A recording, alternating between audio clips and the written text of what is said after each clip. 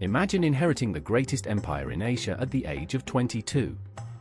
Imagine losing it completely, not to a foreign invader, but to your own weakness, your own brothers, and the sheer force of one extraordinary enemy. Now imagine spending 15 years as a homeless wanderer, no throne, no army, no country, and then somehow, against every odd that history has ever recorded, taking it all back. This is not fiction. This is the true story of Nasir-ud-Din Muhammad Humayun, the second Mughal emperor. A man so contradictory, so human, so flawed, that his story feels less like history and more like the greatest comeback story ever told.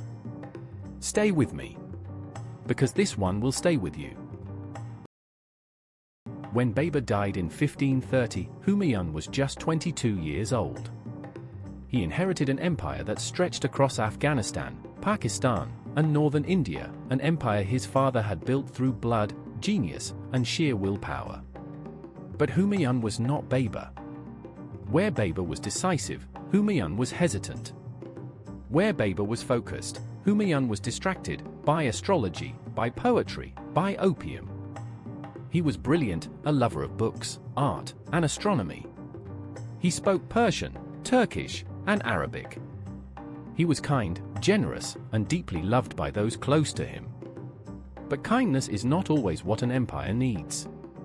An empire needs ruthlessness. And Humayun, from the very beginning, simply could not bring himself to be ruthless enough. Humayun's most catastrophic mistake was one he made before a single battle. Following his father's dying wishes, he divided the empire among his 4 brothers. Kamran got Kabul and Kandahar. Askari got part of Punjab. Hindal got smaller territories. Humayun kept India. It sounded generous. It was suicidal. Because now, instead of one unified empire with one unified army, Humayun had 4 separate power centers with 4 separate ambitions. His brothers were not loyal, they were rivals. They would betray him at the worst possible moments. They would abandon him on battlefields. They would steal his territories while he was fighting for his life. Humayun's generosity to his brothers would cost him his empire. It is one of the most painful lessons in all of Mughal history, that love and power cannot always coexist. Into this fragmented empire walked the most dangerous man Humayun would ever face. His name was Farid Khan, but history remembers him as Sher Shah Suri. The man who killed a lion with his bare hands and earned the title Sher, the Lion. Sher Shah was everything Humayun was not. Brilliant, ruthless, organized, and utterly focused. He had started as a minor Afghan chieftain but had risen through pure ability to become the governor of Bihar. He studied Humayun carefully. He saw the weakness, the divided empire, the unreliable brothers, the distracted emperor. And he struck with the precision of a surgeon. At the Battle of Chausa in 1539, Sher Shah trapped Humayun's army by the banks of the river Ganges. Humayun barely escaped, surviving only because a water carrier helped him cross the river on an inflated leather bag. The Battle of Kannauj in 1540 was the final blow. Humayun's army was completely destroyed. His brothers abandoned him at the critical moment. He fled westward, a Mughal emperor with no Mughal empire. Sher Shah Suri entered Delhi and declared himself emperor of Hindustan. For 15 years Sher Shah and then his successors would rule India while Humayun wandered. He sought help from his brothers, they rejected him and in some cases actively hunted him. He crossed the deserts of Sindh and Rajasthan with a tiny band of followers, half dead from thirst, eating whatever they could find. His pregnant wife Hamida Banu Begum traveled with him through the most brutal conditions imaginable. And in a desert fort called Umarkot, she gave birth to a son. That son's name was Akbar. The man who would become the greatest Mughal emperor of all was born in exile. With nowhere left to turn, Humayun made a decision that required him to swallow every shred of his imperial pride. He traveled to Persia and threw himself on the mercy of Shah Tahmasp, the Safavid king. It was an extraordinary moment. The emperor of the Mughal dynasty, descendant of Timur and Genghis Khan, arriving as a refugee, asking for help. Shah Tahmasp received him with honor but extracted a price. Humayun would have to accept Shia Islam as the official religion of any court he held in Persia. Humayun agreed. Shah Tahmasp gave him 12,000 Persian soldiers. But more importantly, Humayun spent years in the Persian court absorbing its art, its architecture, its culture, its painting traditions. When he eventually returned to India, he would bring all of that with him. The Persian exile that seemed like Humayun's lowest point was secretly the education that would transform the Mughal Empire forever. In 1545, Humayun made his move. With his Persian army he marched on Kandahar and then Kabul, territories his treacherous brother Kamran had been holding. The campaign was brutal and emotional. This was not war against a foreign enemy, this was war against his own brother. Humayun captured Kabul after fierce fighting. Kamran escaped, regrouped, and attacked again. 3 times Kamran captured and lost Kabul. Each time Humayun showed mercy and let him live. Finally, his advisors and his son Akbar, now a teenager, convinced him that mercy had become a liability. Kamran was captured, blinded, the traditional punishment for a treasonous prince, and sent on pilgrimage to Mecca. It was the most painful decision of Humayun's life. But it was necessary. Kabul was his. The base was secure. Now, India. Sher Shah Suri had died in 1545, killed by an accidental explosion of his own gunpowder. His successors were weak and quarrelsome. The Sir Empire was fracturing. The moment had arrived. In 1555, Humayun marched into India with an army forged in 15 years of hardship and Persian training. He swept through Punjab.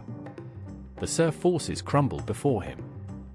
On July 23, 1555, 15 years after losing it, Humayun rode into Delhi and reclaimed his father's throne. The servants who had been dismissed 15 years earlier came back. The courtiers who had abandoned him returned with gifts and apologies. The man who had wandered the deserts of Asia like a ghost was emperor again. It is one of the most extraordinary comebacks in the entire history of human civilization.